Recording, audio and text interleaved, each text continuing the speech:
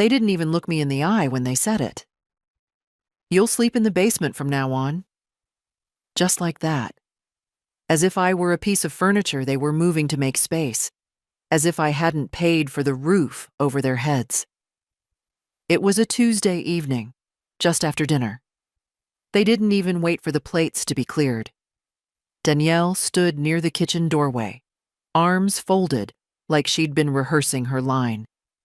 Evan, my son, sat at the table, pretending to read something on his phone. "We're turning your room into a workspace," she said, like it was already decided.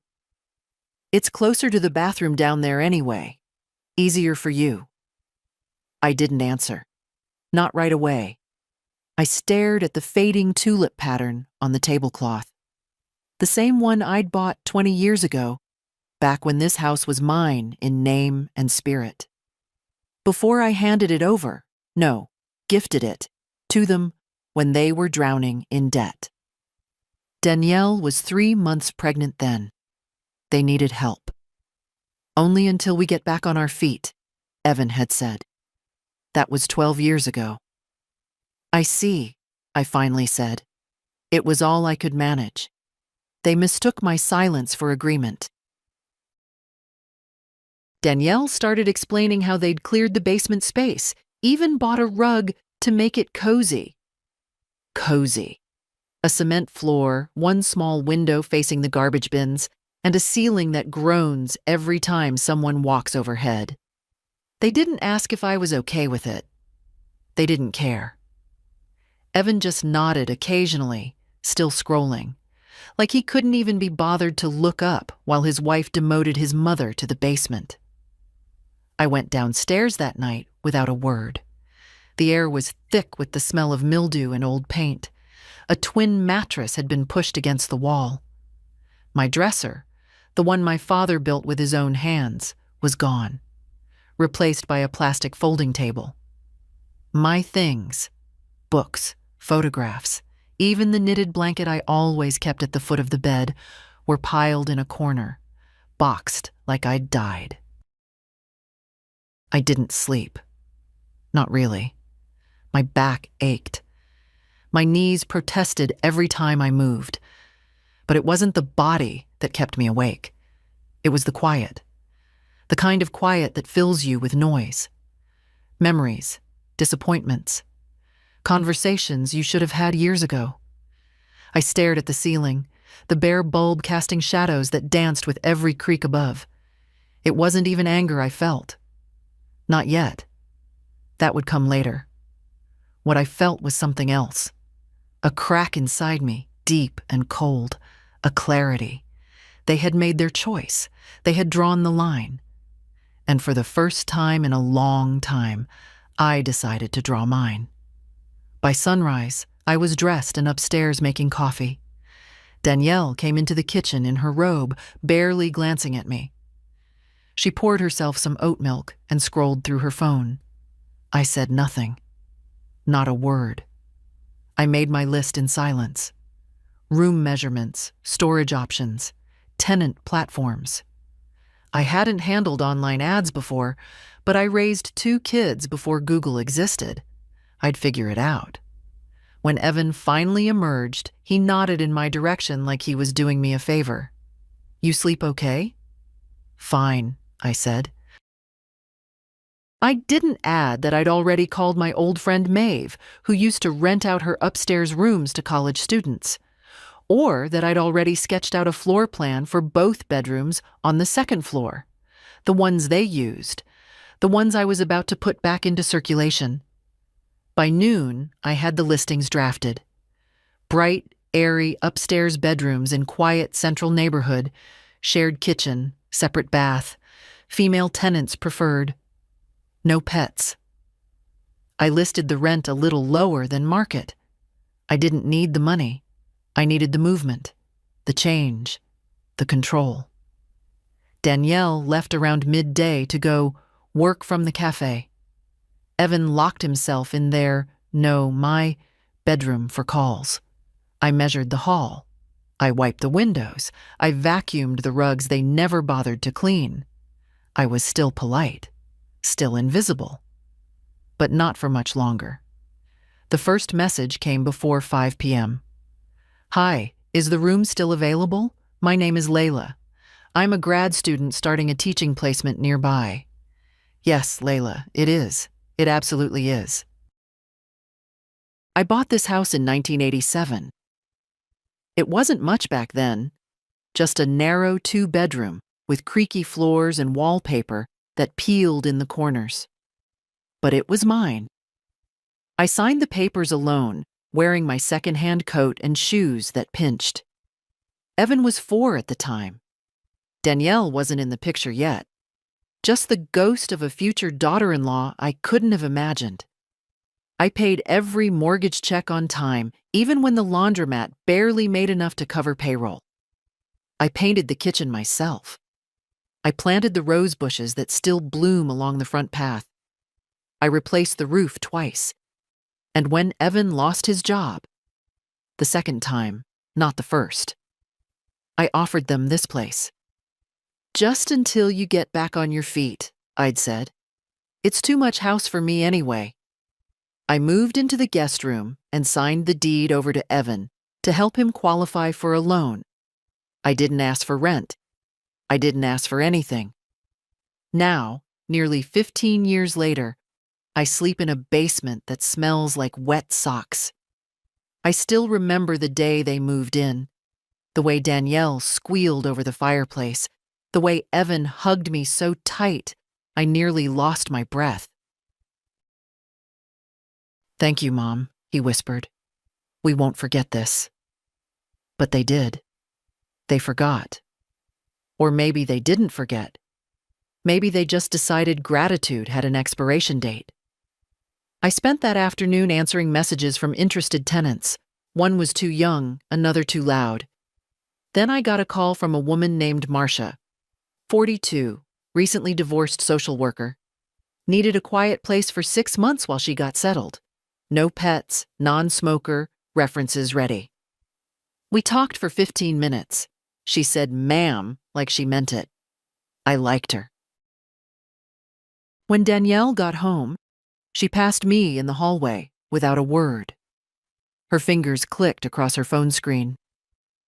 The internet's slow again, she muttered, mostly to herself. Gotta call the provider. I smiled politely, thinking about how she'd react when her bedroom became someone else's by next week. That night, I didn't go down to the basement. I stayed in the kitchen, sipping tea and sorting through old mail. Evan walked in around 9. Everything okay? He asked, like I was a guest in my own home. Lovely, I said. Just catching up on some things. He didn't ask what things. Later, I opened the drawer by the fridge, the one they never touched, and pulled out the manila envelope. Inside was a copy of the original deed, the transfer agreement, and the last will I'd updated 6 years ago. My name wasn't on the title anymore. But my hand had built this house. And what my hands built, I could still reclaim in spirit. I lay in the basement that night, staring at the ceiling. Every step above echoed like a drumbeat. The heater kicked in with a wheeze. I pulled the old blanket over my legs and closed my eyes. I remembered the night Danielle told me, sweetly, that I shouldn't come into the kitchen while she was cooking, just to keep things simple. I remembered when Evan stopped calling me Mom and started saying Ruth. I remembered my birthday last year when no one brought a cake. I remembered everything. In the morning, I confirmed with Marcia. Move-in scheduled for Sunday. She'd take Danielle's room, the larger of the two. I hope I'm not disrupting your family, she'd said gently on the phone. Not at all, I replied. It's time this house had a little respect in it again. By noon, I had a second tenant. Rosa, a nurse, early shift at the city clinic, looking for a place to sleep during the day and study at night. Quiet, respectful, kind. She'd take Evan's room, I printed out basic rental agreements. I booked a locksmith. I scheduled a deep cleaning. And still, no one upstairs noticed a thing. The basement had no clock, but I knew it was just after 6 a.m. when the pipes started their usual moan. Someone upstairs flushed. Then the thud of heavy feet across the floorboards. Evan heading for the shower. Danielle's voice floated down a moment later, annoyed about something. The weak bulb above me buzzed in rhythm with my thoughts. I hadn't unpacked. My clothes were still in the same laundry basket I brought down 3 nights ago. I kept them folded. I refused to let this place rearrange me. The mattress sagged in the middle. My back ached from it, but I made the bed carefully each morning anyway. Old habits. There were no windows to speak of, only a high slit near the ceiling that let in a dull, gray stripe of daylight.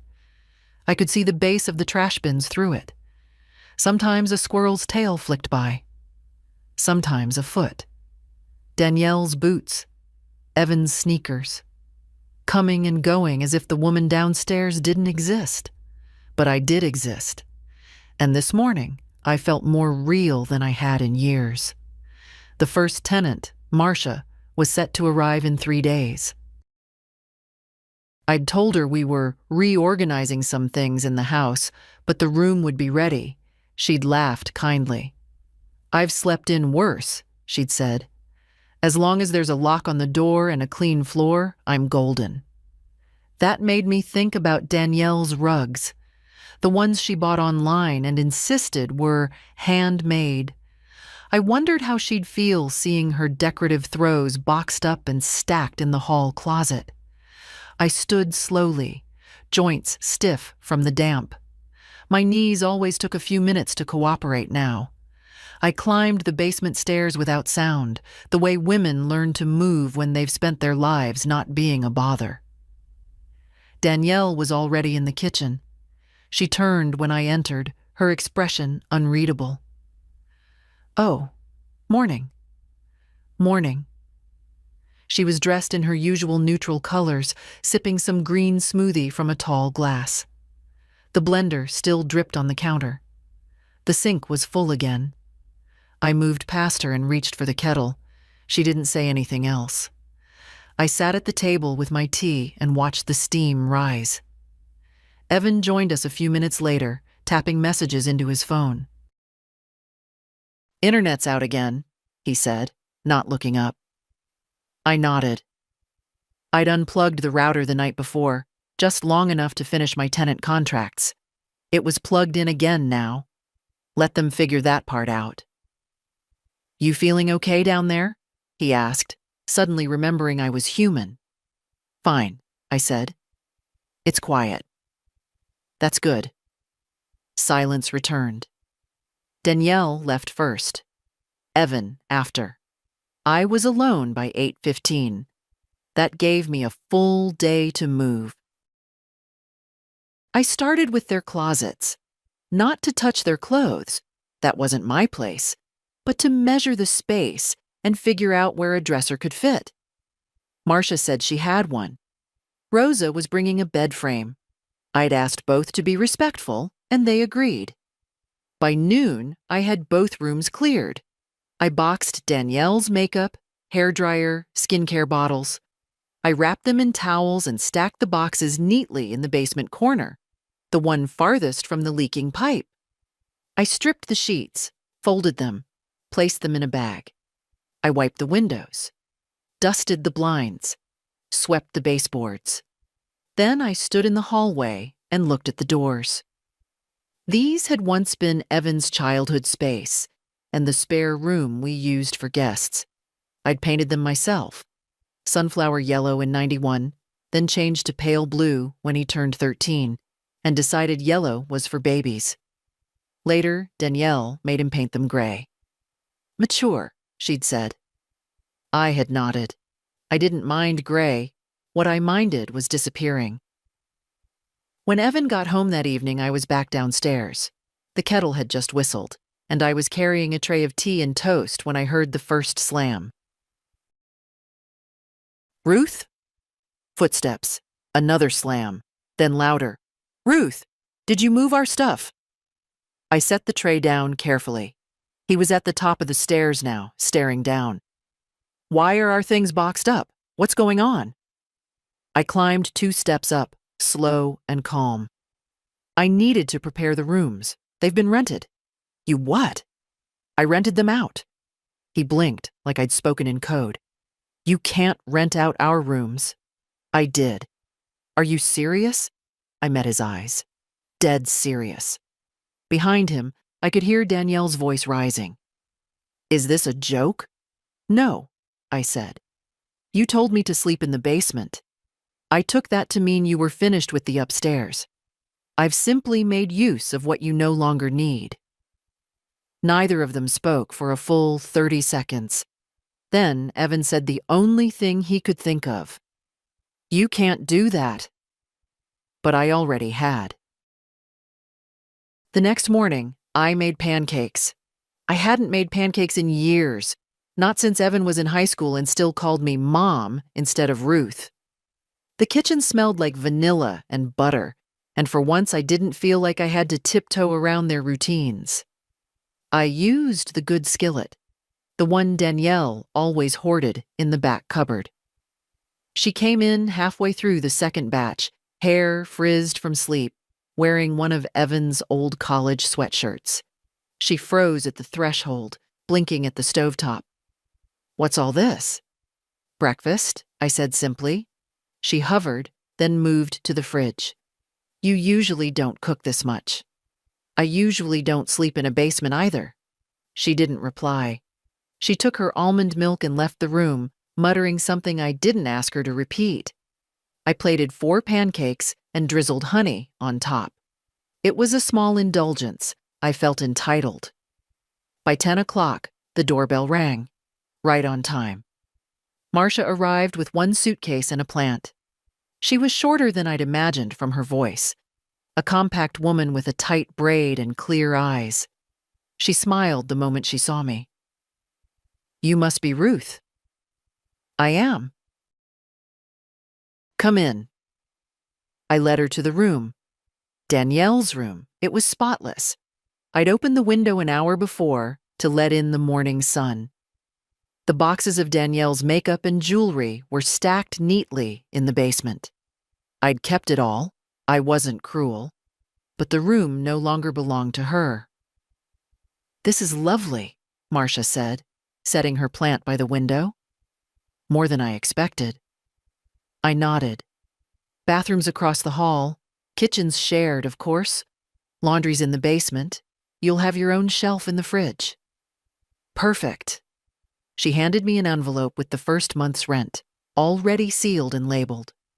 I placed it in the drawer under the phone. An hour later, Rosa arrived. A tall woman in blue scrubs, eyes rimmed with exhaustion. Night shift, she explained as I showed her to Evan's old room. I'll be quiet as a mouse, I swear. You just rest, I said gently. The bed's made. Let me know if you need anything. She nodded gratefully and disappeared into the room without another word. I didn't blame her. That kind of tired lives in the bones. By noon, the house had changed. You could feel it in the walls, like someone had cracked a window in a long, sealed room. The air moved again. Evan returned home at 5:30. I was folding laundry in the living room when the front door slammed. There's a stranger in our bathroom, he barked. She's not a stranger, I replied, not looking up. Her name is Marcia. She's paid up through March. He stared at me like I was a wild animal. You're renting to people? In our house? I folded one of his old shirts and set it in the basket. It's my house too, Evan. He ran a hand through his hair. You can't just... You didn't even talk to us about this. Did you talk to me before you moved me into the basement? He froze. His mouth opened, then closed again. For a moment, he looked like a boy caught in a lie. Danielle entered then, holding her phone like a weapon. I'm calling someone, she snapped. This isn't legal. I stood, calm, steady. Actually, it is. The tenants have short-term leases. I followed zoning laws. And since I pay utilities and taxes in this house, which you may have forgotten, I have every right to rent unused space. You're insane, she whispered. No, I said. I'm just done being invisible. She opened her mouth to retort, but I raised a hand. And just to be clear, I boxed your things with care. They're in the basement. Nothing is missing, nothing is touched. But you won't be sleeping upstairs tonight. Evan looked at me like he was seeing someone else. Where are we supposed to sleep? I shrugged. There's a twin bed downstairs. Cozy, they say. Then I turned and went to make tea. They didn't come down for dinner. I heard them moving around the basement. Low voices. Something dropped. Maybe a suitcase thudding against the concrete floor. Danielle slammed the washer lid at one point, like that might rattle me. But it didn't. I was upstairs, setting the table for 3. Marcia joined me first, still in slacks and a soft cardigan. She had brought a small loaf of cranberry bread as a thank you for being so kind. Rosa followed 10 minutes later, still groggy from her nap, hair up in a messy bun. She mumbled an apology for her appearance. I told her not to worry. We ate chicken stew and shared quiet conversation. Marcia asked if I liked crosswords. Rosa complimented the throw pillows in the living room. Neither asked about the basement. I appreciated that. It was the most peaceful meal I'd had in that house in years. After dinner, I washed dishes while Rosa returned to her room and Marcia curled up with a book in the armchair by the front window. The house felt right, like it had slipped back into the version of itself it was always meant to be. No shouting, no doors slamming, no eggshells to walk on. Around 9, I brought down a folded blanket and a spare set of towels. Evan answered the basement door with his jaw tight. I figured you'd need these, I said simply, handing them over. He hesitated, then took them without a word. Danielle was behind him, arms crossed, sitting on the edge of the old cot I used to keep for guests. Now it was their bed. Are you seriously going through with this? She asked. I already did. You don't need the money. No, I said. But I do need my dignity, and my space, and maybe a little peace. She scoffed. This is petty. No, I replied evenly. What you did to me was petty. This is correction. I turned and climbed the stairs before she could reply. That night I slept in my own bed. Not the one in the basement. Not the twin mattress they gave me like a dog crate. No. My original bed. In my original room, with the windows cracked just enough to hear the breeze. Danielle's perfume still lingered faintly on the curtains. I didn't mind. It would fade. By morning, the mood in the house had shifted. They stayed in the basement longer than usual. I could hear them whispering, strategizing. But when I passed them in the kitchen around noon, on my way out to the porch with a book, Evan only nodded stiffly. Danielle, as expected, ignored me. I sat on the porch swing, watching the neighbor across the street wrestle her trash bins into line. Maeve, my friend since 1962, waved and came over. I heard you've got tenants, she said with a smirk. I do, I replied, flipping a page. Good ones? Very. She paused, then leaned closer. So, what happened? They told me to sleep in the basement.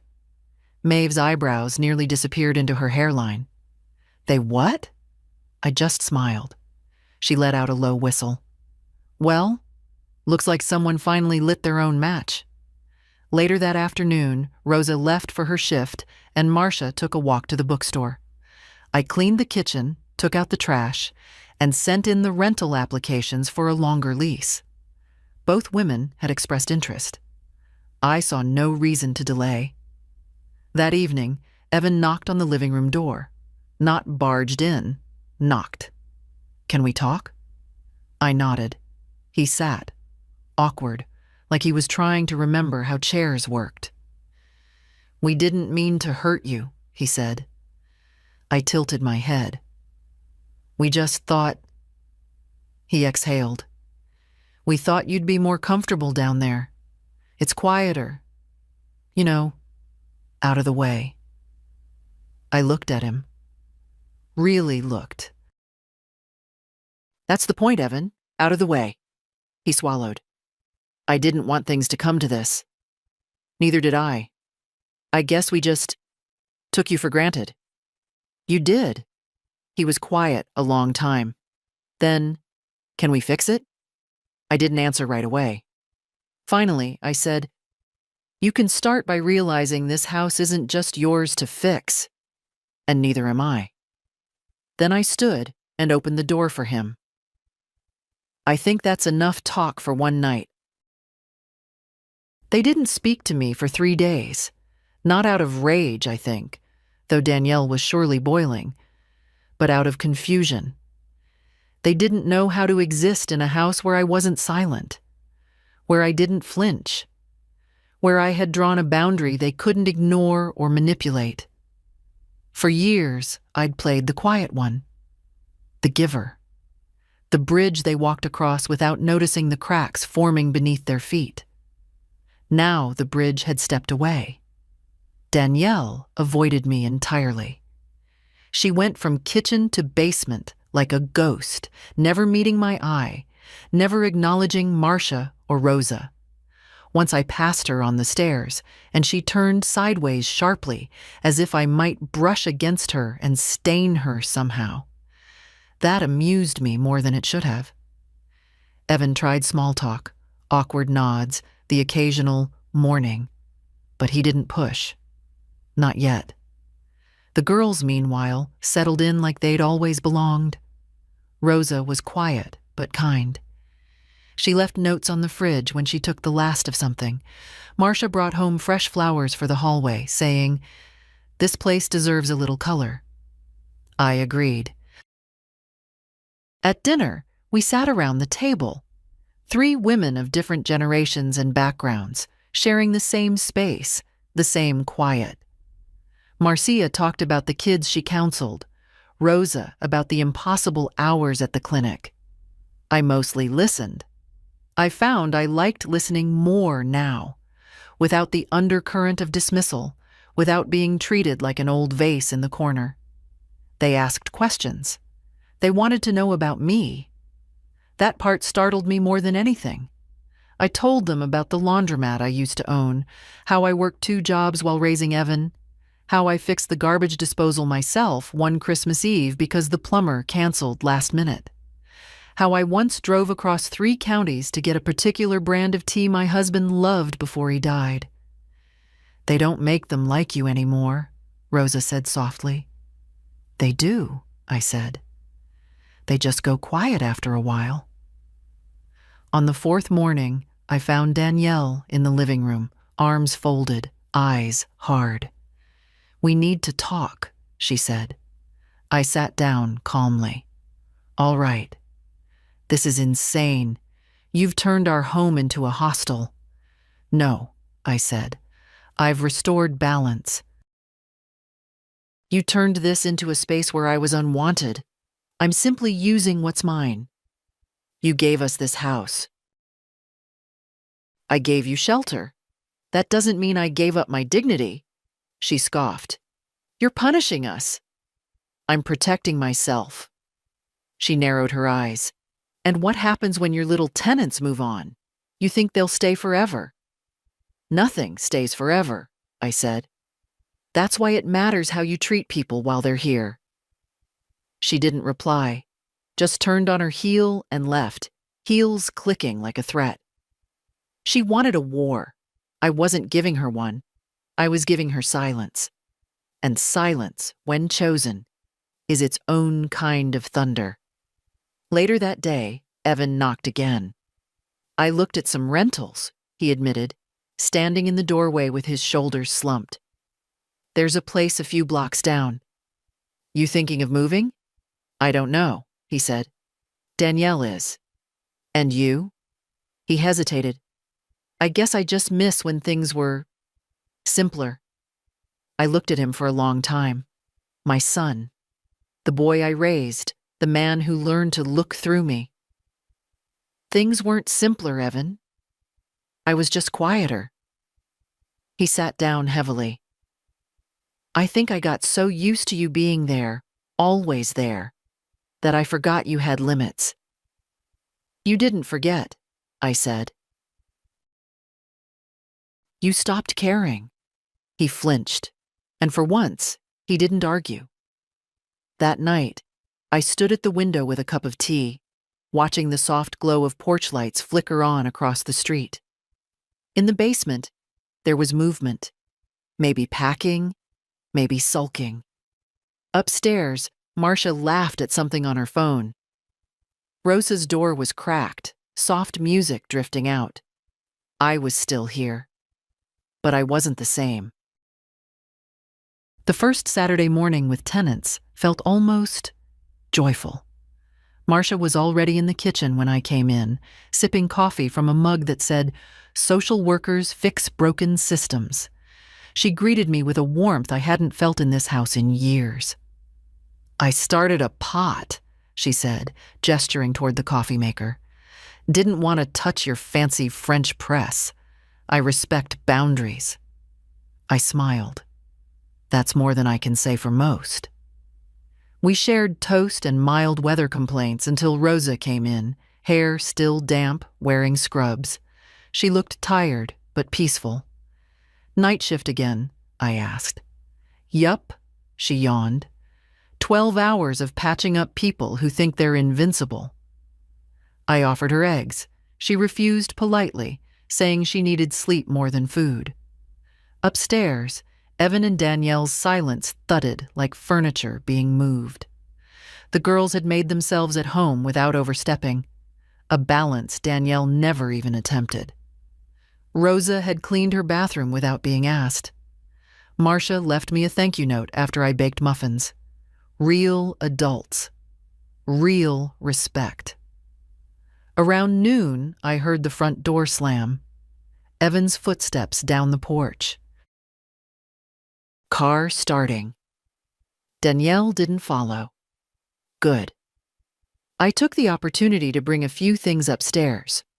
Not out of spite, but because I had every right to reclaim the spaces I used to own. The linen closet, for instance, had become Danielle's unofficial hoard of expired bath products and seasonal decor. I boxed it all up, labeled neatly, and brought it down to the basement. I stored it next to the plastic tubs where my own belongings had been dumped just a week before.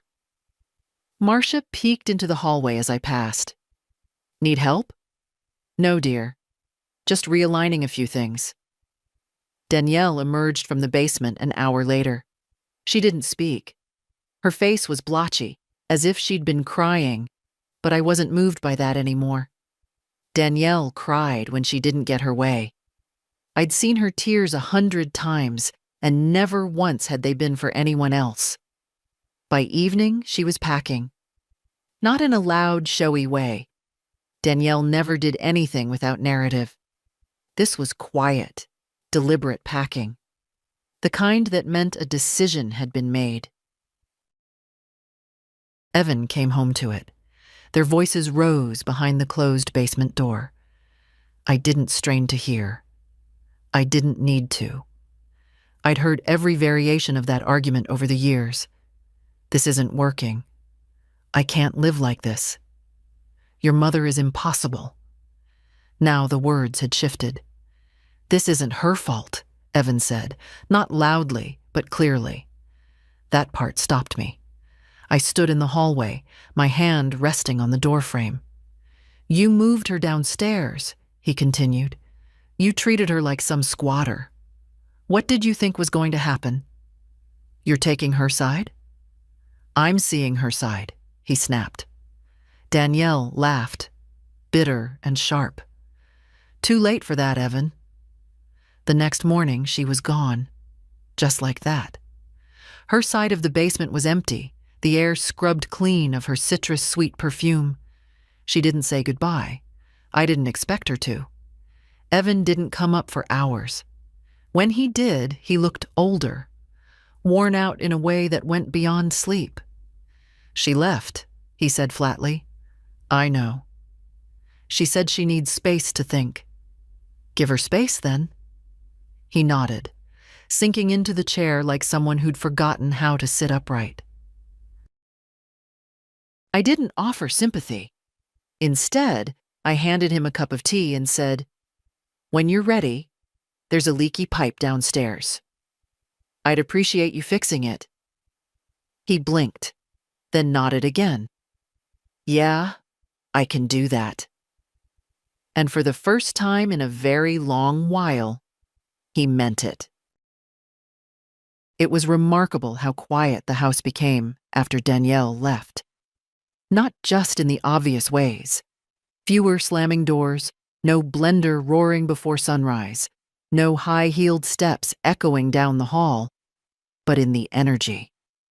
The air settled. No tension clinging to the corners. No sense that I had to brace for some offhand remark or cutting glance. Evan moved like a man slowly waking up in his own skin. He didn't apologize again. He didn't grovel. But he picked up a wrench and fixed the leaky pipe in the basement by noon. He ran to the store for caulk and came back with tulips, clumsily wrapped like an afterthought. Thought they might look nice on the porch, he said, not quite meeting my eyes. They do. That was enough. I didn't need an apology wrapped in guilt or tears. I needed action, respect. He was learning.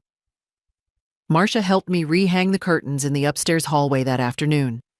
We worked quietly, companionably, as sunlight poured in through the freshly washed windows. She hummed something under her breath. A hymn, maybe, or an old folk song. I didn't recognize it, but it felt warm.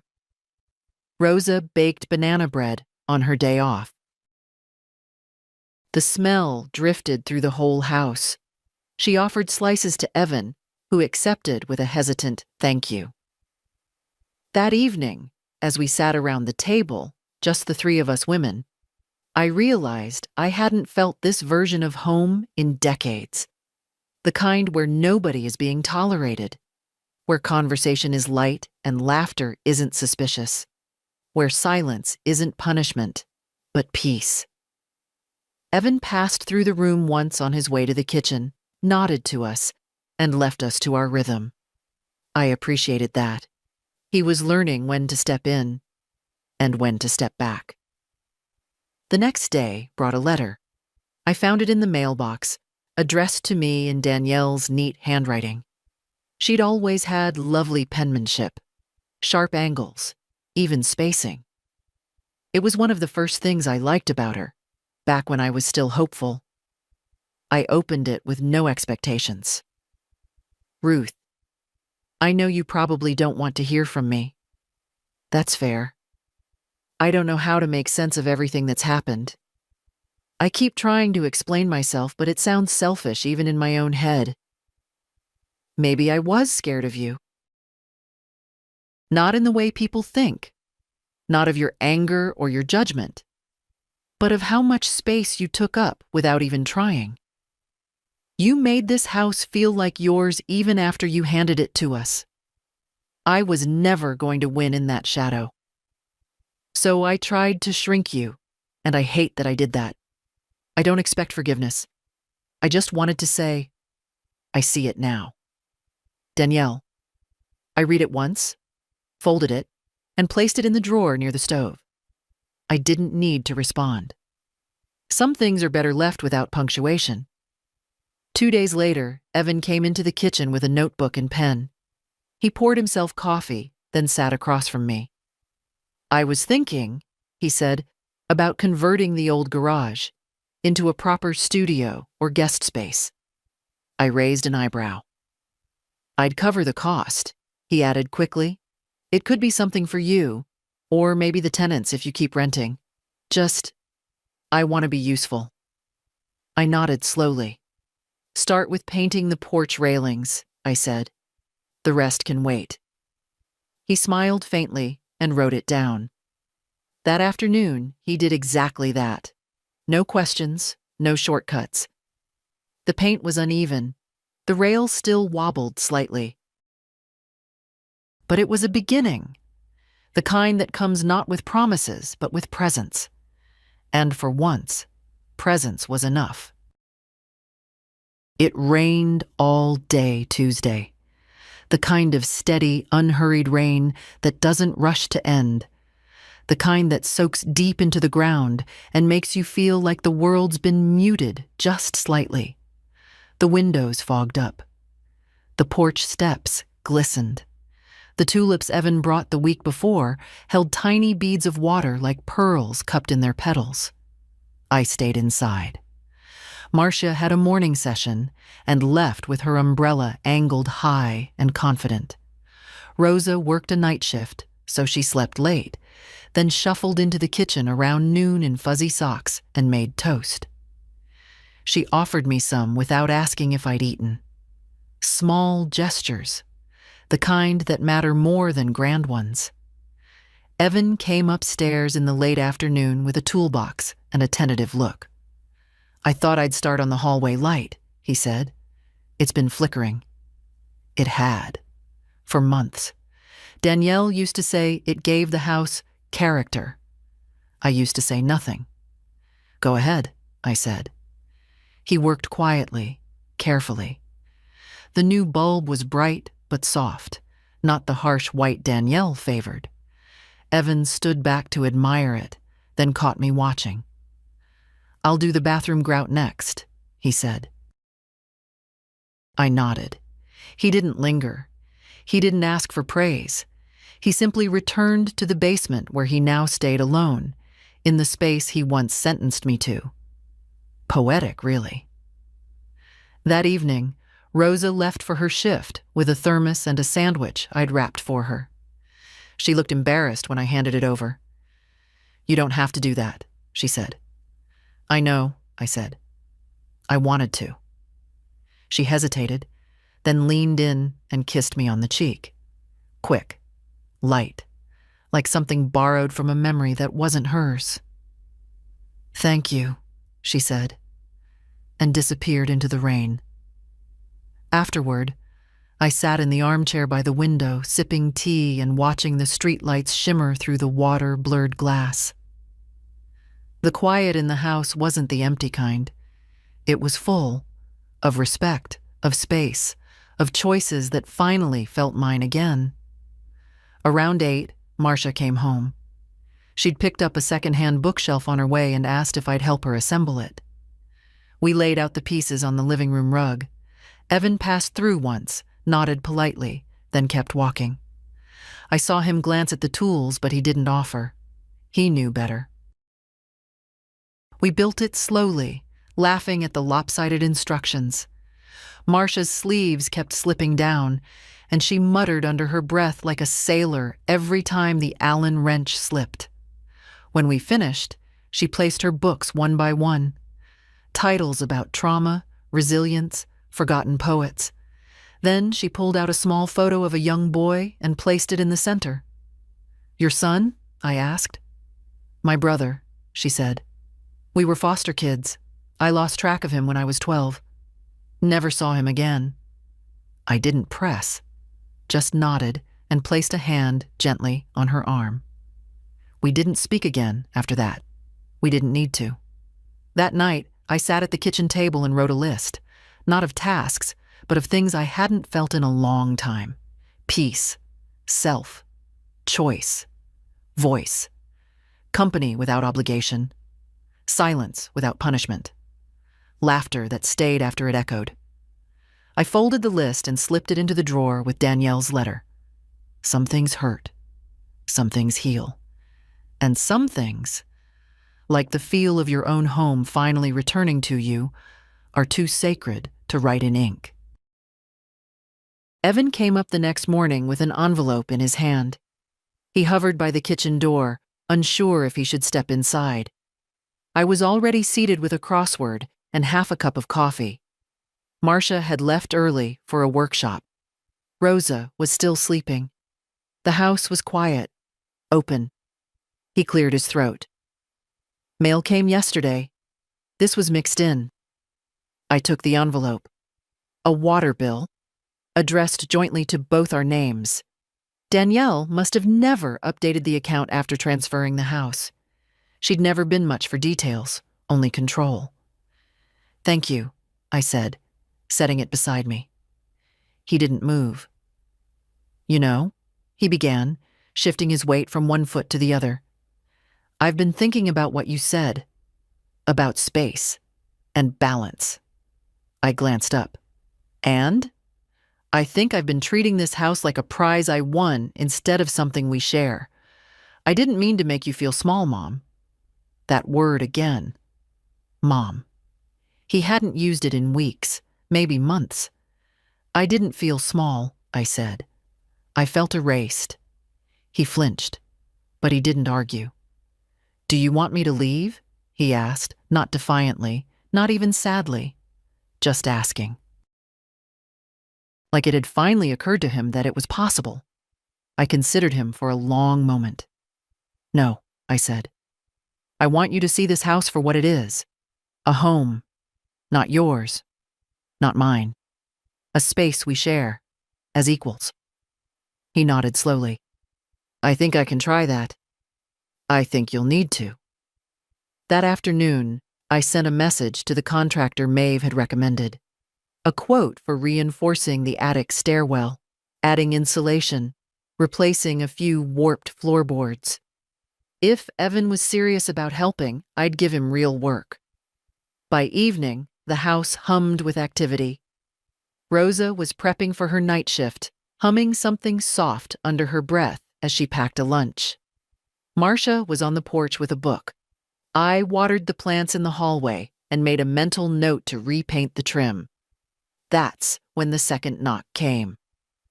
This one wasn't Evan. It was Danielle. She stood on the porch, arms crossed, chin lifted like a challenge. Her suitcase stood behind her like a quiet accusation. "I came to get my things," she said. I stepped aside. She walked in without removing her shoes, always had. Straight down the hall to the basement. I didn't follow.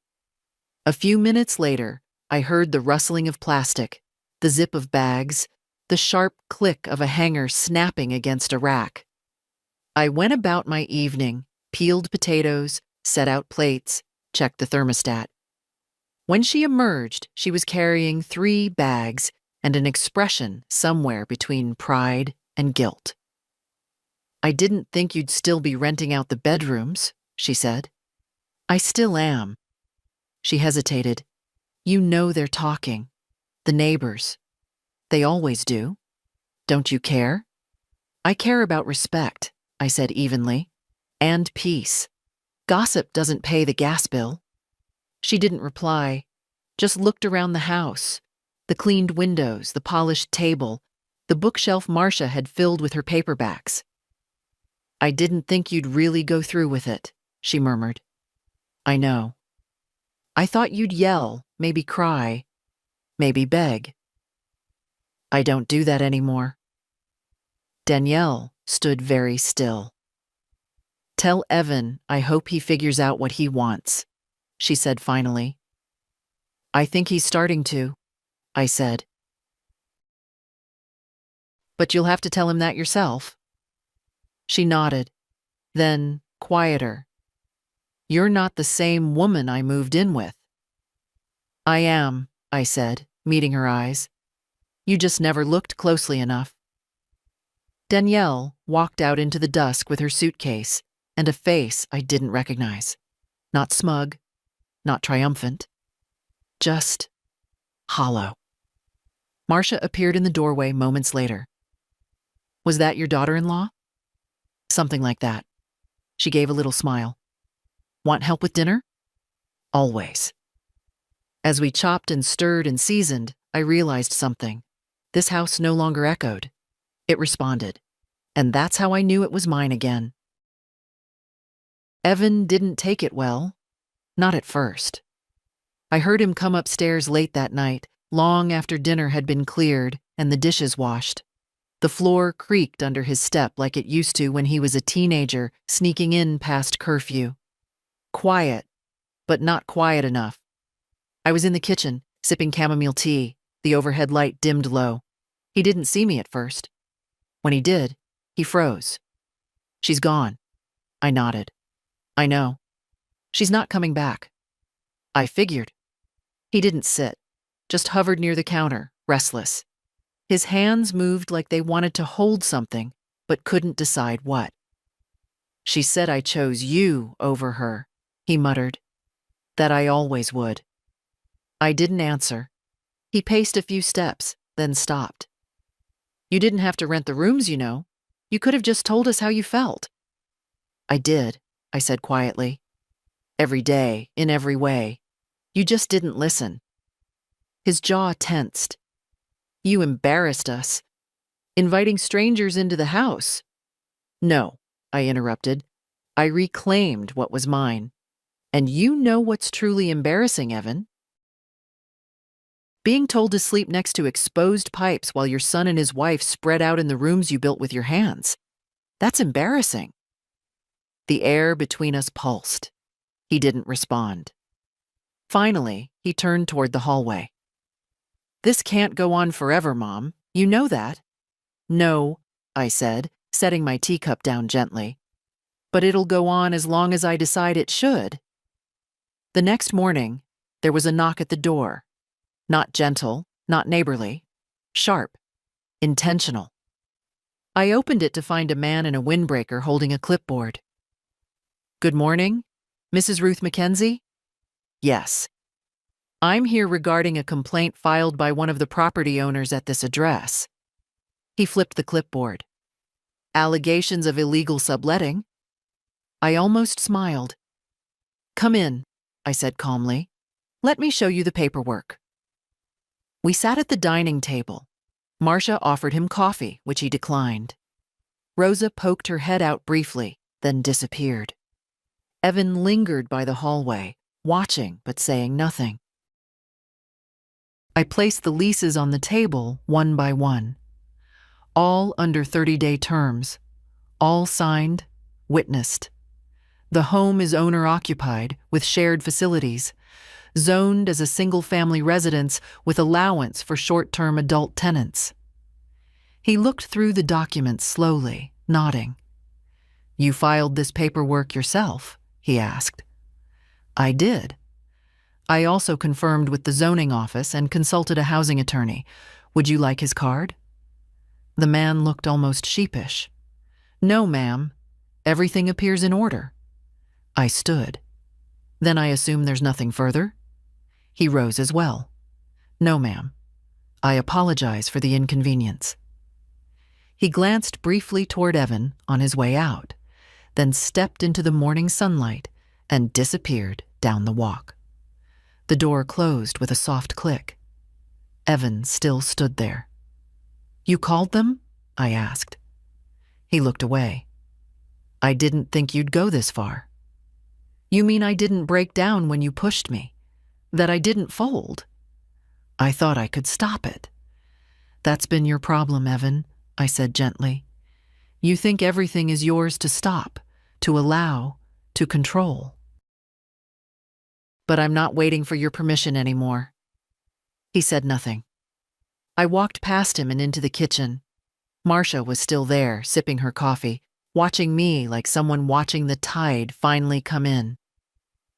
Everything okay? She asked. Better than okay, I said, reaching for a fresh mug. Everything's finally in place.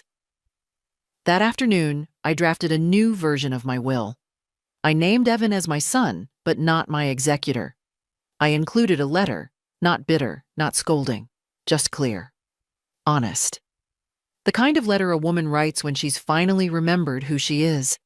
And for the first time in years, I didn't second-guess a single word. He waited until late that night to come upstairs again. I was in the living room folding towels. Rosa had left them in the dryer after her shift, and I didn't mind. I found something steady in the rhythm of it, in the way fabric folds into itself, in the warmth that lingers even after the machine has stopped. Evan stood in the doorway, hands buried in his pockets, eyes dark with something I couldn't name. Not anger, not shame. Something older. "Can I sit?" I nodded, without looking up. He sat on the edge of the sofa like it might reject him. "I read the lease agreements," he said quietly. "I went through the paperwork after you showed them to the inspector. Everything you did, it's legal." "I know. I thought you were just bluffing, trying to scare us." I folded the last towel and placed it gently on the stack. "I was never bluffing," I said. "I was surviving." He swallowed hard. "I didn't mean to hurt you. But you did. I didn't realize. You didn't want to realize," I said. And my voice wasn't cruel, but it didn't soften for him either. Because it was easier that way. Easier to pretend I was just some old woman taking up space in your house. Easier to think I didn't feel it. The cold, the silence, the way you stopped saying good morning. The way Danielle rolled her eyes when I spoke. The way you let her. He stared at the floor. "You said you needed the house. You said it would just be a few years. And I believed you. I handed it over, Evan. I signed it away to help you. And do you know what you gave me in return?" He didn't answer. "A basement?" I said. "You gave me mold and pipes and a mattress like an afterthought, like a burden to store." He opened his mouth, but I held up a hand. "No, you don't get to explain yet. You get to listen." I stood, slowly. The room was quiet except for the soft hum of the refrigerator down the hall. "I was your mother before I was anything else. Before I was a homeowner, before I was widowed, before I was tired. I wiped your nose. I sold my wedding ring to pay for your braces. I walked to work so you could have the car for college. I did all of that without asking for a medal. But what I did expect eventually was respect." He looked up then, and I saw tears in his eyes. Not dramatic, not performative, just real. Unfiltered. The kind that come too late. "I don't know when I stopped seeing you," he whispered. "I do," I said. "The day Danielle moved in. You made yourself small to keep her, and you made me smaller so she'd feel big. You shrank me, Evan, room by room, word by word." "I was afraid," he said, the words cracking. "Afraid of losing what we had." "You didn't lose what we had," I said softly. "You gave it away." He pressed his palms to his eyes. "I'm sorry." "I believe you." I sat again, the folded towels warm in my lap. "But being sorry doesn't undo it," I said. "You don't get to cry and go back to the beginning." "There is no beginning. There's only now." He nodded silently. "I don't hate you, Evan. You're my son. That's something no mistake can erase. But I won't erase myself anymore to make you comfortable." His breath hitched, but he didn't interrupt. "This house is mine again," I continued. "Not just in paperwork, not just in locks and leases, but in spirit. You're welcome here, but only if you walk through it like someone who understands what it means to belong without taking." "I want to try," he said, quiet as rain. "Then start with your room," I said. "It's been empty too long, and not just the walls." He looked at me like a child again, not helpless, just human. That night, I heard him in the basement, opening boxes, clearing out space. By morning, the bed was made, the light was on, and the door was open. The house was quieter than usual the next morning, not the tense kind of quiet that used to settle like dust in every corner, but a lighter one. Clean. Final. Evan came into the kitchen while I was pouring water for the tea. He looked like he hadn't slept, but something in his face had softened, like a wall had finally fallen inward. "She's not coming back," he said simply. I nodded. I already knew. "She said she's tired of feeling like she's competing with a ghost." I looked at him. "I'm not a ghost." "I know that now," he said, rubbing his forehead. "Too late, maybe, but I know." We stood in silence a moment, just the kettle between us beginning to hum. "I think I should move out," he said. "For a while, at least. Find a place, figure things out." "That's your choice," I said. "You're always welcome, but not at the cost of my peace." He looked up sharply. Not offended, just surprised I said it so plainly. "I won't make that mistake again," he said. I believed him, but I also didn't need him to stay. That was the difference now. The next few days passed in quiet motion. Evan packed up what he needed. Not all at once, not in a rush, just a suitcase here, a box there. He didn't ask for help. I didn't offer it. Some journeys need to be taken alone. Marcia noticed his absence, but didn't pry. Rosa, ever observant, offered him a wrapped muffin the day he left. "For the road," she said with a tired smile. He took it like a child receiving a kindness he didn't know he deserved. He left without a scene. No dramatic final words, just a nod at the door and a quiet, "Thank you, Mom, for not giving up on me." And then he was gone. I didn't cry. I didn't crumble. I washed the tea mugs, aired out the rooms, watered the plants. Life doesn't stop for the living. It bends and shifts and continues, especially when you let it. That evening, I sat with Marcia on the porch. The sun was low, the air warm and lazy. She read aloud from a novel neither of us particularly liked, but her voice was steady and familiar. A kind of music. Rosa came out eventually, hair loose from her bun, holding a chipped mug of tea. "I think I'm going to stay longer," she said, half apologetic. "If that's okay?" "Of course it's okay," I said. "This place feels more like home than anywhere I've been in years." I didn't say it out loud, but I knew what she meant. There's something about a house built on quiet strength, not perfection, not politeness, but truth. Even painful truth. Especially painful truth. Marcia closed the book.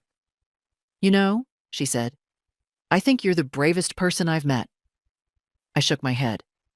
"I'm just a woman who got tired of sleeping below her own life."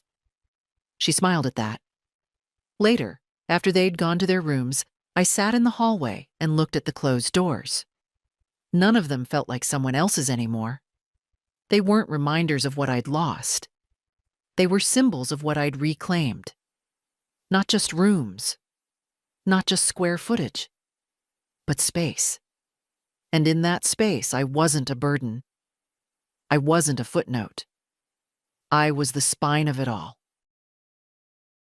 The first Sunday without Evan in the house felt strange only for a moment. I woke early, not from a door slamming or Danielle's voice on speakerphone, but from birdsong slipping through the window. Real birdsong, not background noise, not something you had to ignore. It was like the house itself had exhaled overnight. I put on my robe, brewed my tea, and sat at the kitchen table as the sun stretched across the floor tiles. The peace wasn't new anymore, but it was still tender, like skin just starting to heal. Rosa had left a note by the toaster. "Baking later. Banana or blueberry? Let me know. P.S. Don't do the dishes. You're banned from chores today." I smiled. That girl could nurse a dying man to life, then bake a pie before noon. Marcia joined me with her crossword, slippers shuffling softly across the linoleum. She handed me half a grapefruit already cut, like it was nothing, like we'd been doing this for years. "I heard you humming last night," she said, not looking up from her puzzle. "I didn't realize I was." "You were?" I took the grapefruit and tried to remember what it might have been. Some old song, probably. Something my mother sang when she folded laundry or chopped onions too fine. I hadn't hummed in years. After breakfast, I cleaned out the hallway closet, not because it needed it, but because I could. There was an old coat of mine in the back, one I used to wear when Evan was in grade school. It still smelled faintly of lavender and winter. I didn't throw it away. That afternoon, Maeve stopped by. She knocked only once and let herself in like she always had. "Well," she said, peeking into the kitchen, "you look like a woman who survived something." "I did," I said. She sat down with a dramatic sigh and pulled a flask from her purse. "Let's toast to it." "Maeve, it's 2 p.m. That's when survivors drink." We shared a quiet laugh and sipped just enough to feel the warmth of it. She asked about Evan. I said only what mattered. "He's learning." She didn't press further. That's the gift of old friends. They know when silence is part of the answer. Before she left, she paused at the doorway. "You know, a man asked me about you the other day." "Oh?" "Wendell Harper. Remember him? His wife passed 2 years ago. Said he saw you at the co-op." I tried not to smile. "I haven't seen Wendell since 1998. Well, he saw you, and he asked if you were still as sharp as you used to be. I told him you were sharper. I don't need matchmaking. You don't need silence either." She left with a wink, and I closed the door behind her with a laugh I didn't expect to feel so deep in my chest. That night, I set the table for 3. Rosa made blueberry muffins, Marcia tossed a salad, and I roasted chicken the way my mother taught me. Salt under the skin, lemon inside, patience everywhere else. We ate slowly. No rush, no phones, just clinking forks, shared stories, and nods of understanding. Rosa talked about her father. Marcia recited a line from a poem she loved. I listened more than I spoke, but when I did speak, they listened like it mattered. Because it did. Later, I sat by the window again, tea cooling beside me. I didn't write a list. I didn't need to. Everything I would have written was already here, in the rooms, the food, the quiet. I had come back to myself, and, quietly, I'd made room for others to do the same. The call came on a Wednesday. Not urgent, just Evan's name flashing across the screen while I was trimming the hydrangeas out front. I let it ring twice before answering. "Hi," he said. I didn't mean to interrupt. "You're not," I replied, brushing soil from my palms. "What's on your mind?" There was a pause, not tense this time, just careful. "I thought I might stop by this weekend. Maybe bring lunch, if that's all right." I looked at the garden, the porch, the house behind me. I thought about the version of myself who might have said yes too quickly, too politely. And then I said, "Bring dessert. I already have lunch planned." He chuckled softly. "Deal." We hung up with no drama, no lingering guilt. Just a quiet agreement. Things were changing, but not breaking. Marcia's lease was extended. Not because she asked, but because I did. She'd become part of the rhythm here, like a second heartbeat in the hall. Rosa, too, settled in fully. We split the grocery list now. She taught me how to stretch my back in the mornings to keep the aches at bay. I taught her how to bake bread without measuring. It was a trade. One evening, I found a small envelope on the kitchen table. Inside was a drawing, pencil on paper, soft lines, and gentle shading. It was me, sitting in the window chair, holding a mug. Rose's note on the back read, "This house gave me a place to breathe again. So did you." I tucked it into the drawer next to Danielle's letter, next to the old deed, next to the folded list I no longer needed to read. I kept those things not out of bitterness, but memory. The kind that reminds you how far you've come. Evan arrived Saturday with a box of pastries and a plant. "A peace lily," he said, a little embarrassed. Felt appropriate. We sat on the porch. He talked more than I did, but he didn't talk over me. He asked about the house, about Rose's new shift schedule, about Maeve. He laughed when I told him Wendell Harper asked about me. "Are you going to call him?" "Maybe," I said. "Maybe not." He smiled, then got quiet. "You look good," he said finally. "I feel good." He nodded, but his throat worked like he wanted to say more. I let him sit in it. Before he left, he asked if he could come again next week. Not as a son looking for forgiveness, but as someone who'd finally learned how to knock. "You can," I said, "and bring something green. I'm redoing the porch garden." He grinned. "Deal." That night, I lit a candle in the hallway. A small ritual I'd picked up lately. Not for anyone else, just for myself. A reminder that light doesn't always have to be loud. It just has to stay. As the flame danced in the glass, I thought about everything this house had seen. The weight of silence, the cost of kindness, the echo of dignity returning like footsteps on old floors. I hadn't just rented out rooms. I had reopened a home, and within it, a life. A woman asked me last week if I ever got lonely living with strangers. "They're not strangers," I said. "They're people who see me." And maybe that's what we want most in the end. Not perfection, not praise. Just to be seen, to be heard, to be allowed. If you're reading this and you've ever been made to feel small by a partner, a child, a world too quick to dismiss you, let me say this clearly. You're still here. You still matter. And you don't have to sleep in anyone's basement again. If this story moved you, share it. Leave a comment. Let someone else know they're not alone.